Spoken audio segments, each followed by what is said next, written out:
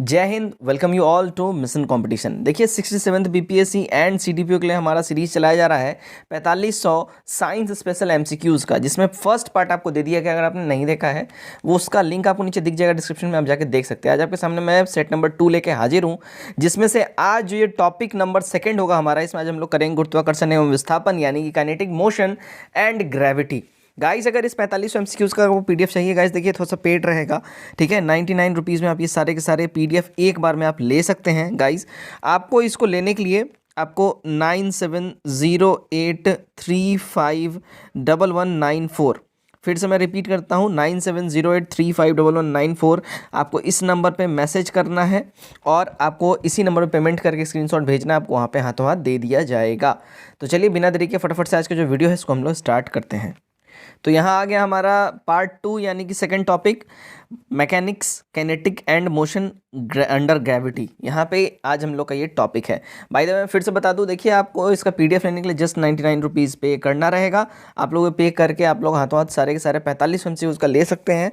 आपको 970835, मैं फिर से लिख दूँ ज़रा क्लियरली, 9708351194 इस नंबर पर मैसेज करना है, स्क्रीनशॉट भेजना है आपको इसी नंबर पे, हाथों हाथ व्हाट्सएप के ऊपर में सब कुछ मिल जाएगा। चलिए फर्स्ट क्वेश्चन मैं यहाँ से लेता हूँ, इसको मैंने कर लिया है जूम।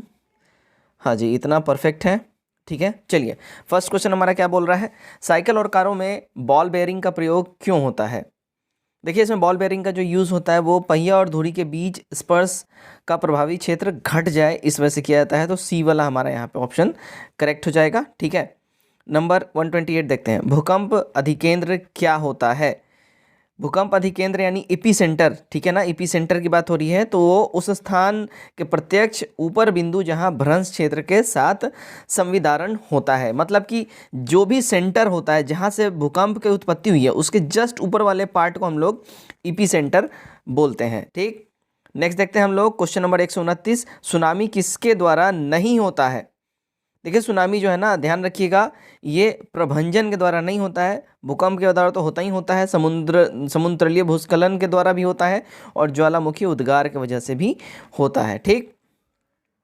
नेक्स्ट देखते हैं 130, भाई साहब क्या बोला जा रहा है 130 में। देखिए तेल से अंशतः भरा हुआ तेल का एक टैंकर समतल सड़क पर आगे की ओर एक समान त्वरण से जा रहा है। तेल का मुख्य पुष्ट जो है ये क्या होगा, तो इसकी हम बात कर ले गाइस, तो ये होगा, देखिए परवलयीय वक्र के आकार का हो जाएगा। अगर ये मोशन में ट्रक आगे की ओर जा रहा है तो इसमें जो बैरल रखा होगा, ठीक है, इसका जो तेल होगा ऑब्वियस बात है वो इस टाइप से ऐसा थोड़ा सा झुका हुआ जैसा रहेगा, परवलयीय वक्र के आकार का जो है हो जाएगा, राइट। चलिए नेक्स्ट क्वेश्चन की ओर बढ़ते हैं हम लोग। 131 क्या बोल रहा है, भारहीनता क्या होता है। भारहीनता की अगर हम लोग बात कर लें तो भारहीनता होता है गुरुत्वाकर्षण की शून्य स्थिति को हम लोग भारहीनता बोलते हैं, बी वाला सही हो जाएगा। नेक्स्ट देखते हैं 132 क्या बोल रहा है। 132 में देखिए 132 बोल रहा है, भारहीनता में एक मोमबत्ती की ज्वाला का आकार हो जाएगा कैसा। तो भारहीनता में मोमबत्ती के ज्वाला आकार जो है ये हो जाएगा गोलाकार, ठीक है, सर्कल शेप का हो जाएगा बिल्कुल ही। नेक्स्ट देखते हैं हम लोग 131, एक भारहीन रबर के गुब्बारे में 200 ग्राम जल भरा जाता है, जल में इसका भार कैसा होगा। अगर हम बात कर ले जल में इसका भार, तो गाइज ये जल में इसका भार जो है METVUE के बराबर हो जाएगा, तो यानी कि डी वाला हमारा ऑप्शन करेक्ट हो जाता है। नेक्स्ट देखते हैं हम लोग 134। 134 में देखिए क्या बोला जा रहा है, यहाँ पे बोला जा रहा है, पहले तो देख लेते हैं हम लोग।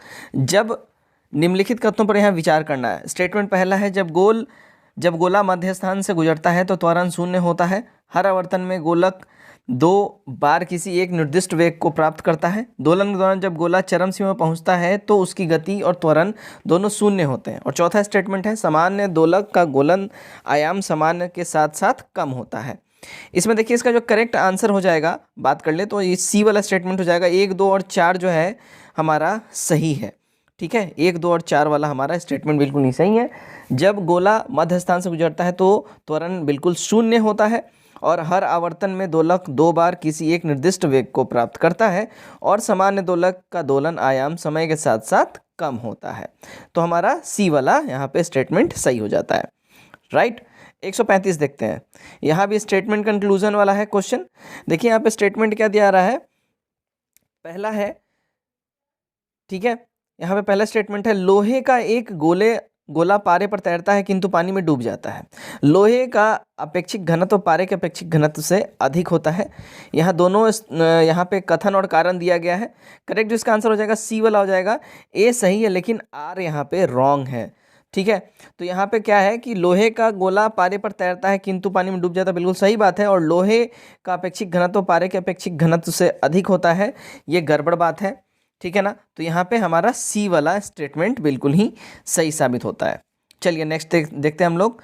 नेक्स्ट है हमारा 136 नंबर, क्या है, देखिए 136 में बोल रहा है बाहरी पहियों पर उल्टेगा, सॉरी, एक त्वरण वृत्ताकार पथ तीव्र गति से जाता हुआ 4 पहियों वाला वाहन, ठीक है। तो इसका मतलब दिया रहा है इसके साथ क्या क्या हो सकता है। तो बाहरी पहियों पर ये उल्टेगा, अंदर के पहियों पर ये उल्टेगा, बाहर की तरफ फिसलेगा, अंदर की तरफ फिसलेगा। तो यहाँ पे जो रीज़न हो सकता है, देखिए दूसरा और तीसरा रीज़न सही बैठता है, अंदर के पहियों पर उल्टेगा और बाहर की तरफ फिसल सकता है, ठीक है। तो यहाँ पर सी वाला हमारा कंक्लूजन सही बैठता है। आगे बढ़ते हैं, 137 देखते हैं। एक मैदान में ए तथा बी दो स्थित बिंदु हैं। एक साइकिल सवार सी ऐसे जाता है कि कोण ए सी बी सदैव समकोण रहे। इस संदर्भ में निम्नलिखित में से कौन सा एक सही कथन है। देखिए इसमें कथन सही की हम बात कर लें तो ये साइकिल सवार का पथ वृत्ताकार होगा, ये वाला सही है, तो ए हमारा करेक्ट हो जाएगा, ठीक है। 138 देखते हैं, क्या बोल रहा है 138 में, यदि पृथ्वी का द्रव्यमान वहीं रहे जो त्रिज्या 1% कम हो जाए तब पृथ्वी की तल पर जी का मान यानी गुरुत्वाकर्षण का मान क्या हो जाएगा, कितना प्रभाव पड़ेगा। तो गाइज वो देखिए 2% बढ़ जाएगा इस स्थिति में, ठीक है। ए वाला हमारा क्या होगा, यहाँ सही हो जाता है।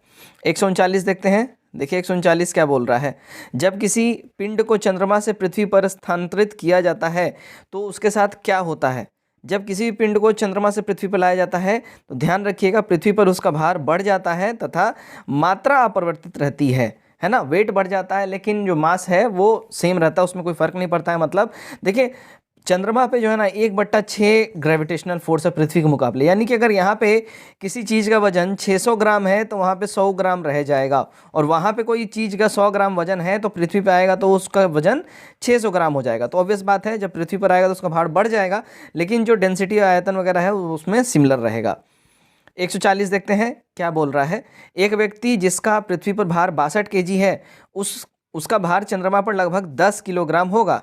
अंतरिक्ष में उसका भार क्या होगा। देखिए अंतरिक्ष में जो उसका भार है ना, अगर हम लोग बात कर लें तो यहाँ पे हमारा करेक्ट आंसर हो जाएगा बी वाला, ठीक है। तो अंतरिक्ष में उसका भार बिल्कुल ही 0 हो जाएगा, ठीक है, शून्य रहेगा, बी सही होगा, ठीक।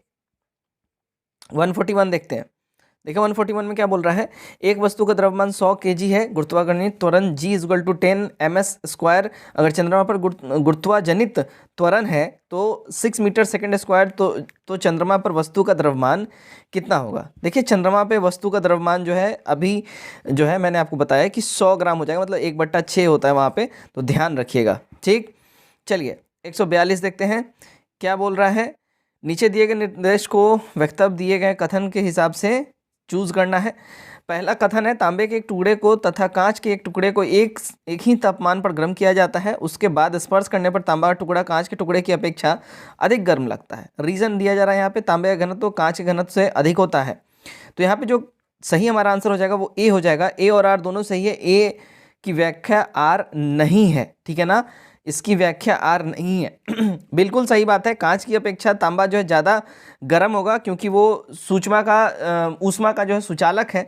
लेकिन यहाँ पे जो रीज़न दिया गया तांबे का घनत्व कांच के घनत्व से अधिक होता है, ये मतलब इसके साथ कोई मतलब ही नहीं है इसका, ठीक है। 143 देखते हैं, चलिए यहाँ पे कुछ मिसप्रिंटिंग है तो इसको रहने दीजिए। 144 में हम लोग आते हैं, चलिए देखते हैं 144। एक व्यक्ति किसी घर्षण रहित क्षैतिज धरातल पर खड़ा है, इस धरातल पर एक निश्चित दूरी तक वह कैसे आगे बढ़ सकता है। देखिए क्षैतिज पे वो निश्चित धरातल पर जो है ना वो आगे बढ़ सकता है लुढ़क कर, ठीक, डी हमारा यहाँ पे सही हो जाता है। 145 देखते हैं, क्या है, एक पूर्णतः घर्षण हित पुष्ट यानी कॉम्प्लीमेंट्री फ्रिक्शनलेस सरफेस पर खड़ा एक व्यक्ति सीटी बजाने से अपने को गति में ला सकता है। यदि किसी यंत्र पर कोई बाह्य बल क्रियाशील नहीं है तो इसका संवेग मोमेंटम परिवर्तित नहीं हो सकता है। सही इसमें कूट क्या होगा? तो देखिए यहाँ पे सही कूट की अगर हम बात करें तो डी होगा, ए गलत लेकिन आर सही है यहाँ पे, ठीक है ना। नेक्स्ट देखते हैं 146। यदि 100 ग्राम चीनी को आधा लीटर पानी में मिलाकर एक असंतृप्त चीनी का घोल तैयार किया जाए तो निम्न में से कौन सी भौतिक राशि नहीं बदलेगी? देखिए इसमें जो भौतिक राशि नहीं बदलेगी भाई साहब वो है आयतन, इनका नहीं बदलेगा। डी हमारा एब्सोल्यूट करेक्ट हो जाता है। 147 देख लेते हैं। वस्तु की मात्रा बदलने पर अपरिवर्तित रहेगा क्या? देखिए वस्तु की मात्रा बदलने पे जो अपरिवर्तित रहेगा वो है उसका घनत्व, उसमें कोई चेंजेस नहीं आते हैं। डी हमारा सही हो जाएगा। 148 देखते हैं क्या बोल रहा है। जब किसी वस्तु को पृथ्वी से चंद्रमा पर ले जाया जाता है तो फिर क्या होता है? भाई साहब जब ऐसा हम लोग करते हैं तो ऐसा करने के बाद उसका भार चंद्रमा पे घट जाता है। अगर पृथ्वी पे कोई अगर 1 केजी का चीज़ है तो भाई वहाँ पे सीधे सीधे जाके वो 200 ग्राम के आसपास का रह जाएगा। ध्यान रखिएगा इस बात का, तो घट जाता है, ठीक। 149 देखते हैं। साधारण यंत्र किसी व्यक्ति की सहायता करता है, कैसे करता है भाई? तो कोई भी साधारण यंत्र किसी व्यक्ति की जो है सहायता करता है कम बल का प्रयोग करके उतनी ही मात्रा में काम करने में। यानी कोई इंसान के द्वारा जितना फोर्स जनरेट किया जाता है, अगर वो किसी मशीन से वो काम करता है तो वो मशीन, इंसान जो उस मशीन को ऑपरेट करेगा तो उसमें जो काम करने में फोर्स लगा जा रहा है उससे बहुत ही नाम मात्र का फोर्स लगेगा मशीन ऑपरेट करने में। और मशीन बिल्कुल उतना ही एनर्जी जनरेट करेगा जितना इंसान करता था और वो काम आसानी से इंसान कर लेगा। यहाँ पे बात ये बोला जा रहा है, राइट। 150 नंबर देखते हैं। 150 नंबर में यहाँ पे फिर से कुछ चलिए खैर इसको पढ़ते हैं हम लोग। गुरुत्वाकर्षण के अधीन विराम अवस्था में से मुक्त रूप से गिरने वाली किसी कण के मामले में समय टी में विस्थापन डी का विचरण किससे दर्शाता है? तो यहाँ पे देखिए यहाँ पे टाइपिंग मिस्टेक है, फिर से यहाँ पे बी ऑप्शन सिर्फ दे रखा है यहाँ पे, खैर लेट इट बी। 151 देखते हैं। दिए गए आरेख में कोई लड़का बिंदु O पर खड़ा है और वह एक गेंद को समान बल से 3 बार फेंकता है, परंतु हर बार वह गेंद को भूमि से सापेक्ष विभिन्न अनांतियों पर प्रक्षेपित करता है। प्रक्षेप के परिणाम आरेख में आलेखित किए गए निम्नलिखित में से कौन सा एक निष्कर्ष सार्थक है? देखिए इसमें जो सही जो निष्कर्ष है, सही जो ऑप्शंस है वो देखिए डी वाला सही हो जाता है। प्रारंभिक आंती जितनी अधिक होगी उतनी ही अधिक ऊंचाई प्राप्त होगा, ठीक है। मतलब स्टार्टिंग में जितने मोमेंटम से वो किसी चीज़ को थ्रो करेगा उतना ही दूर वो जाएगा, सीधी बात है। चलिए 152 देखते हैं क्या है। 152 बोल रहा है एक लड़की झूले पर बैठी स्थिति में झूल रही है, उसी लड़की के खड़े हो जाने पर प्रणोदक वर्णकाल क्या होगा? मतलब जो ये मोमेंटम है जो झूला झूलने का, हिलने का, उसमें क्या फ़र्क पड़ेगा यहाँ पे ये बोला जा रहा है। गाइज उसमें जो फ़र्क पड़ने की बात करें तो भाई वो धीमा हो जाएगा, स्लो हो जाएगा, ठीक है ना, वो हो जाएगा स्लो, ठीक। चलिए आगे बढ़ते हैं। 153 नंबर आप यहाँ देख सकते हैं कितना मस्त मस्त क्वेश्चन है कलेक्शन यहाँ पे हम आपके लिए लेके आ रहे हैं। तो इसी बात पे वीडियो को शेयर करिए, चैनल सब्सक्राइब करिए और लाइक जरूर करिए वीडियो को, ठीक है। देख के चुपचाप मत निकल जाइए। एक ऊंची इमारत से गेंद 9.8 मीटर सेकेंड स्क्वायर के एक समान त्वरण के साथ गिराया जाता है। 3 सेकेंड के बाद इसका वेग क्या होगा? देखिए 3 सेकेंड के बाद इसका जो वेग है बात कर ले तो ये हो जाएगा 29.4 मीटर सेकेंड। सी एब्सोल्यूट करेक्ट हो जाएगा हमारा, ठीक है। 154 देख लेते हैं क्या बोल रहा है। लोलक की कालावधि यानी टाइम पीरियड किस पे निर्भर करती है? देखिए इसकी टाइम पीरियड निर्भर करती है उसके लंबाई के ऊपर में, ध्यान रखिएगा, लंबाई के ऊपर में उसके निर्भर करता है। मतलब लोलक जितना ज़्यादा लंबा रहेगा वो उतना स्लो रहेगा, जितना ये शॉर्ट रहेगा उतना ही क्विक रहेगा, राइट। चलिए ध्यान रखिए बस इस बात का। चलिए 155 देखते हैं। 155 में क्या बोल रहा है? 155 में लोलक घड़ियां गर्मियों में क्यों सुस्त हो जाती हैं? अभी मैंने अब ऊपर बताया आपको, वो इसलिए सुस्त हो जाती हैं क्योंकि लोलक की लंबाई बढ़ जाती है, वो ज़्यादा नीचे लटक जाता है, ठीक है, जिससे इसकी दोलन में लगा हुआ समय बढ़ जाता है, राइट। चलिए 156 घड़ी में स्फटिक क्रिस्टल का कार्य किस पर आधारित है? तो घड़ी में स्फटिक क्रिस्टल का जो कार्य है, और इसकी हम बात करें किस पे आधारित है भाई, तो देखिए ये जो आधारित है ना, दाब विद्युत प्रभाव के ऊपर आधारित है। सी एब्सोल्यूट करेक्ट हो जाएगा। 157 देख लेते हैं। किसी इलेक्ट्रॉनिक घड़ी में लोलक के समतुल्य पुर्जा क्या होता है? देखिए लोलक के समतुल्य पुर्जा यानी लोलक के बराबर का जो पुर्जा होता है वो होता है क्रिस्टलीय दोलित्र। ए एब्सोल्यूट करेक्ट हो जाएगा। ठीक, 158 देख लेते हैं। देखिए 158 में क्या बोल रहा है, एक मनुष्य स्थिर नाव से 5 मीटर प्रति सेकंड की चाल से कूद कर नाव 0.5 मीटर प्रति सेकंड की चाल से खिसकी, बाएं की नाव का द्रव्यमान मनुष्य के द्रव्यमान का कितना गुना होगा। देखिए द्रव्यमान जो है अगर हम बात कर ले 10 गुना हो जाएगा। ठीक है, डी वाला हमारा सही हो जाता है। नेक्स्ट देखते हैं 159 नंबर, प्रेशर कुकर के अंदर का उच्चतम तापमान निर्भर करेगा किसके ऊपर। देखिए प्रेशर कुकर के अंदर का उच्चतम तापमान जो निर्भर करता है ऊपर के छेद का क्षेत्रफल व उस पर रखा गया वजन, ठीक है, उसके ऊपर निर्भर करता है, तो बी सही हो जाएगा। 160 देखते हैं। देखिए 160 में क्या बोला जा रहा है, 160 में है समान गति से जा रहे हवाई जहाज़ से यदि एक बम नीचे गिराया जाता है तो बम के नीचे पहुंचने तक हवाई जहाज़ की स्थिति क्या होगी। ऑब्वियस बात है, देखिए हवाई जहाज़ की जो स्थिति है बम के ठीक ऊपर रहेगी। ठीक है, तो बी हमारा यहाँ पे एब्सोल्यूट करेक्ट हो जाएगा। ठीक, 161 देखते हैं, जब एक पत्थर को चांद की सतह से पृथ्वी पर लाया जाता है तो क्या रहता है, क्या फ़र्क पड़ेगा। देखिए जब भी वो आएगा चांद से पृथ्वी पर तो इसका भार बदल जाएगा, यानी कि वहाँ पे कम था भार, यहाँ पे ज़्यादा हो जाएगा, लेकिन द्रव्यमान सेम रहेगा। ठीक, नेक्स्ट देखते हैं 162 नंबर। 162 में देखिए क्या बोल रहा है, देखिए पीसा की झुकी हुई मीनार गिर नहीं जाती है, क्यों ऐसा होता है, ऐसा क्यों होता है कि वो नहीं गिरती है, झुकी हुई है। ठीक है, वैसा इसलिए है क्योंकि गुरुत्वाकर्षण केंद्र से जाने वाली ऊर्ध्वाधर लाइन रेखा तल के अंदर रहती है।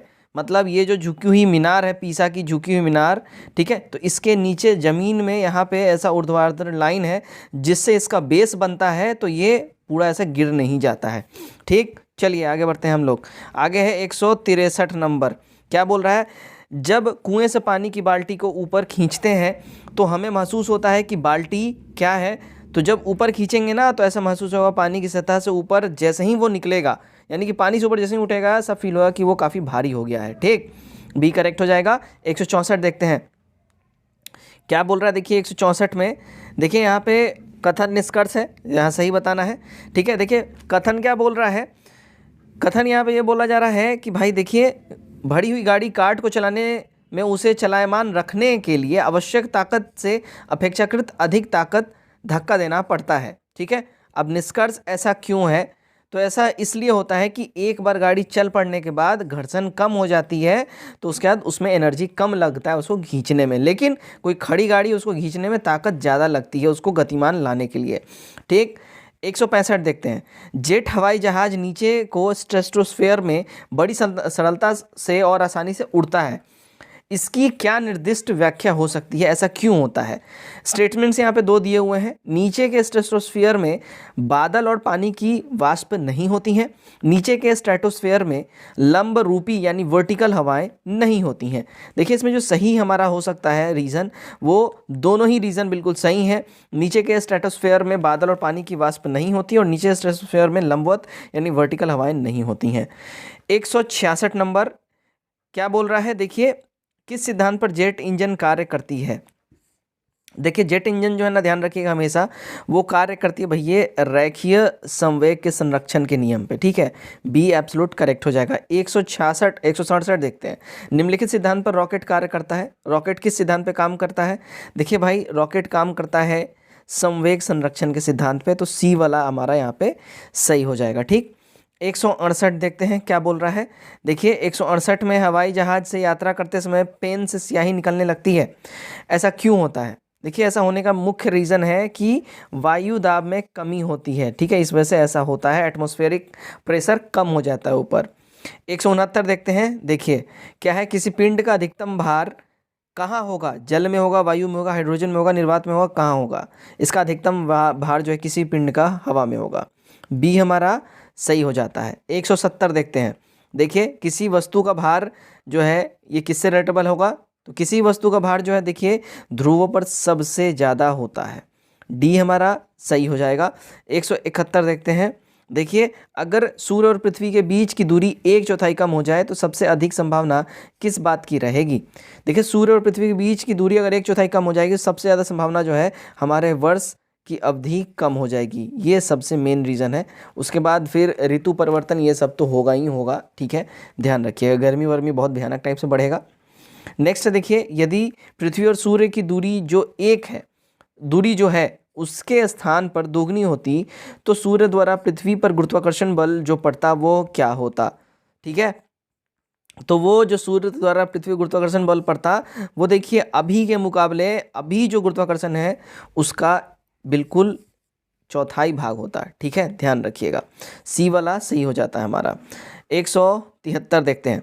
देखिए, यदि पृथ्वी का गुरुत्वाकर्षण बल अचानक लुप्त हो जाता है तो निम्न में से कौन सा परिणाम नहीं सही होगा। इनमें से जो सही परिणाम की बात अगर हम लोग कर ले भाई, तो सही परिणाम इसमें से क्या हो जाएगा, वस्तु का भार शून्य हो जाएगा परंतु द्रव्यमान वहीं रहेगा, तो बी वाला सही हो जाता है। 174 देख लेते हैं भाई साहब। एक व्यक्ति स्थिर जल में नाव में खड़ा है, यदि वह किनारे की ओर चले तो नाव क्या होगा, अगर वो किनारे की ओर चलेगा तो देखिए किनारे से दूर बढ़ेगी। ठीक है, नाव, ए हमारा सही हो जाएगा। 175 देख लेते हैं। वायुमंडलीय दाब का अचानक गिरना क्या इंगित करता है। देखिए, बैरोमीटर में जब भी वायुमंडलीय दाब अचानक नीचे गिरता है, ठीक है, अचानक से, तो वो इंगित करता है तूफान का, आंधी तूफान आने का वो इंडिकेशन होता है। बी एब्सोल्यूट करेक्ट हो जाएगा। 176 देख लेते हैं। देखिए, मानव शरीर का भार होता है, ठीक है, सबसे ज़्यादा अधिकतम कहाँ रहेगा, तो मानव शरीर का भार जो है ध्रुवों पर ज़्यादा हो जाता है। बी हमारा सही हो जाएगा। ठीक है, 177 देखते हैं। लोहे की एक गेंद जिसका पृथ्वी में भार 10 केजी है, ठीक है, अंतरिक्ष में भार क्या रहेगा। देखिए, अंतरिक्ष में जो उस गेंद का भार रहेगा बिल्कुल ही शून्य हो जाएगा। अगर पृथ्वी पर 10 किलो का कोई लोहे का गेंद है, वो अंतरिक्ष में बिल्कुल ही जीरो उसका वेट रहेगा, लेकिन चंद्रमा पे इसका 1/6 भार हो जाएगा, यानी कि वहाँ पे लगभग 2 केजी के आसपास का मान के चलो आप, 2-2.5 केजी के आसपास का वो हो जाएगा। चलिए नेक्स्ट देखते हैं हम लोग। 178, किसी पिंड का भार वेट ऑफ बॉडी किस पे सर्वाधिक होगा, तो सबसे ज़्यादा वो हो जाएगा भैया ध्रुवों पर सबसे ज़्यादा किसी भी पिंड का भार। ठीक है, चलिए नेक्स्ट देखते हैं। 179 देख लीजिए क्या बोलना चाह रहा है ये। देखिए, एक व्यक्ति चलती रेलगाड़ी में इंजन की ओर मुंह करके बैठा है, वह एक सिक्का उछालता है जो उसके पीछे गिरता है। रेलगाड़ी चल रही है किधर, देखिए रेलगाड़ी जो है ना वो चल रही है आगे की ओर और गतिवर्धन के साथ। ठीक है, तो डी हमारा बिल्कुल ही सही हो जाता है। 180 देख लेते हैं हम लोग। क्या है, पानी के एक ग्लास में एक बर्फ़ का टुकड़ा तैर रहा है। जब बर्फ़ पिघलता है तो पानी के स्तर पर क्या प्रभाव पड़ेगा। देखिए, कोई प्रभाव नहीं पड़ेगा, वो उतना ही रहेगा जितना उसका लेवल जो है, ग्लास में पानी का लेवल अगर यहाँ मेंटेन है उतना ही रहेगा। ये बर्फ़ का टुकड़ा पिघल भी जाए फिर भी डजेंट मैटर। ठीक है, सी हमारा करेक्ट हो जाएगा। ठीक, 181 देखते हैं। देखिए 181 क्या है, जब बर्फ़ पिघलता है तो उसका आयतन क्या होगा। देखिए, जब भी बर्फ़ पिघलता है तो उसका आयतन क्या होता है, घटता है। ठीक है, बी हमारा सही हो जाएगा। 182 देखते हैं। देखिए 182 क्या बोल रहा है। जल युक्त ग्लास में तैरता हुआ बर्फ़ का टुकड़ा जब पिघलाया जाता है तो पानी का स्तर क्या होगा। देखिए, सेम रहेगा, ना ऊपर बढ़ेगा ना नीचे घटेगा, सिमिलर रहेगा, सी करेक्ट हो जाएगा। 183 देख लेते हैं भाई, आओ। 183 में देखिए, पानी से भरे एक बीकर में एक बर्फ़ का टुकड़ा तैर रहा है। जब संपूर्ण बर्फ़ पिघलेगा तो क्या होगा। देखिए, पानी की सतह परिवर्तित रहेगी। अभी इतना ज़्यादा ये आपने रिवीजन मोड में पढ़ लिया ना, अब आप ये भूलोगे ही नहीं। ठीक है, 184 देखते हैं। 184, जब पानी को 0 डिग्री सेल्सियस से 4 डिग्री सेल्सियस तक गर्म किया जाता है तो इसका आयतन क्या होगा। देखिए, इसका आयतन जो है ना वो घटेगा। ए वाला हमारा यहाँ पे सही हो जाएगा। अब 185 हम लोग देखते हैं। देखिए 185 में क्या बोल रहा है, पानी का घनत्व अधिकतम होता है किस पे। देखिए, पानी का घनत्व जो है अधिकतम होता है 4 डिग्री सेल्सियस पे। ठीक, ए हमारा सही हो जाएगा। 186 देखते हैं क्या है। देखिए, जल का अधिकतम घनत्व कितने टेम्परेचर, कितने केल्विन डिग्री सेल्सियस पे होता है, कितने केल्विन पे होता है। तो भाई देखिए 277 केल्विन पे पानी का अधिकतम घनत्व होता है। ठीक है, यानी कि 4 डिग्री। चलिए 187 देख लेते हैं। किस ताप पर पानी का घनत्व अधिकतम होती है। तो पानी का घनत्व जो अभी आपने पढ़ा 4 डिग्री सेल्सियस पर अधिकतम होता है, केल्विन में 277 हो जाएगा। ठीक है, 188 देखते हैं क्या है। देखिए, नदियों में पानी के बहाव के लिए निम्न बलों यानी फोर्स में से कौन सा जिम्मेदार है। इसमें जो जिम्मेदार फोर्स की बात करें तो वो है घर्षण का बल। बी हमारा करेक्ट हो जाएगा, फ्रिक्शन फोर्स। चलिए अब देखते हैं 189। ठीक है, 189 में देखिए क्या बोल रहा है। वायु शक्ति विंड पावर में से ऊर्जा का कौन सा रूप विद्युत ऊर्जा में परिवर्तित होता है। देखिए, विद्युत ऊर्जा में जो परिवर्तित होता है वो होता है गतिज ऊर्जा। बी सही हो जाता है हमारा। 190 देखते हैं। देखिए 190, हवाओं की ऊर्जा कैसी होती है। गाइस, हवाओं की ऊर्जा की बात कर ले तो ये केवल गतिज ऊर्जा होती है। ए यहाँ क्या होगा, सही हो जाता है हमारा। नेक्स्ट देखते हैं, भूमि में गुरुत्वाकर्षण जल किस तनाव पर रहता है। ठीक है, भूमि में गुरुत्वाकर्षण, यहाँ पे बल होना चाहिए, यहाँ पे जल लिख दिया है। ठीक है, किस तनाव पे रहता है, तो भूमि में गुरुत्वाकर्षण बल जो है वो देखिए वो 1/3 एटमॉस्फेयर पे रहता है, तो बी हमारा सही हो जाएगा। 192 देख लेते हैं। देखिए क्या है, एक ट्रेन जैसे ही चलना आरंभ करता है उसमें बैठे हुए यात्री का सिर पीछे की ओर झुक जाता है। इसका रीज़न क्या है, इसका रीज़न है देखिए जड़त्व। ठीक है, स्थिरता का जड़त्व यहाँ हो जाएगा, गति का जड़त्व यहाँ पे हो जाएगा, सॉरी स्थिरता मैंने बोल दिया, गति का जड़त्व हो जाएगा। ठीक है, ये हमारा यहाँ पे सही हो जाता है। 193 देख लेते हैं हम लोग, क्या है, पानी का अपेक्षिक घनत्व सर्वाधिक निम्नलिखित में ताप पर होता है। तो पानी का सबसे ज़्यादा अधिक घनत्व जो है देखिए वो 4 डिग्री सेल्सियस पे होता है, आपने भी पढ़ा, ये हमारा करेक्ट हो जाएगा। 194 देख लेते हैं। देखिए जब कोई वस्तु ऊपर से गिराई जाती है तो उसका भार कैसा होता है। देखिए जब कोई वस्तु ऊपर से नीचे गिराई जाती है तो उसका भार जो है ना परिवर्तनशील रहता है, उतना ही भार रहेगा। सी हमारा सही हो जाता है। 195 देखते हैं, क्या है, देखिए गुरुत्वाकर्षण के सार्वभौमिक नियम का प्रतिपादन किसने किया। देखिए गुरुत्वाकर्षण के सार्वभौमिक नियम का प्रतिपादन जो है ये करा है न्यूटन ने। बी एब्सोल्यूट करेक्ट हो जाएगा। ठीक, 196 देखते हैं। देखिए समुद्र में प्लवन करते हुए आइसबर्ग का कितना भाग समुद्र की सतह से ऊपर होता है। तो आइसबर्ग का जो भाग समुद्र की सतह से ऊपर होता है वो होता है देखिए 1/9 भाग सिर्फ।